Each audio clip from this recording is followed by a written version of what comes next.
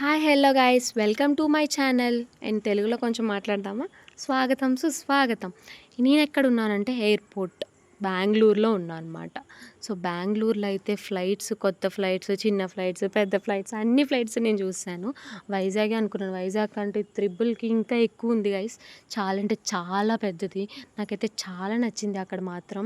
ఎందుకంటే గంటకు ఒకటే నేను వైజాగ్లో చూసాను. ఇక్కడైతే సెకండ్కి ఒకసారి ఒక ఫ్లైట్ వెళ్ళడం వచ్చేయడం రావడం చాలా అంటే నాకు చాలా నచ్చేసింది. ఫస్ట్ టైం ఎక్స్పీరియన్స్ కదా, చాలా ఎగ్జైటెడ్గా ఉంటాం మనమైతే.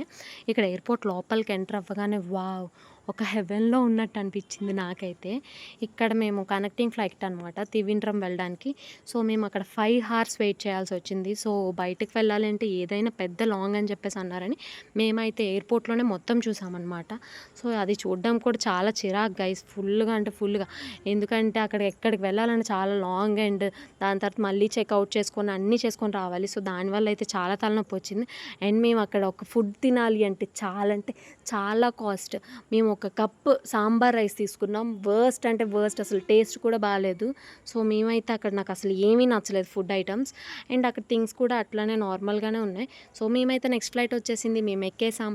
నేను నా నెక్స్ట్ వ్లాగ్లో ఏం చేశాను అండ్ ఎక్కడికి వెళ్ళాను అన్నది చూపిస్తాను. మీరైతే అస్సలు మిస్ కావద్దు.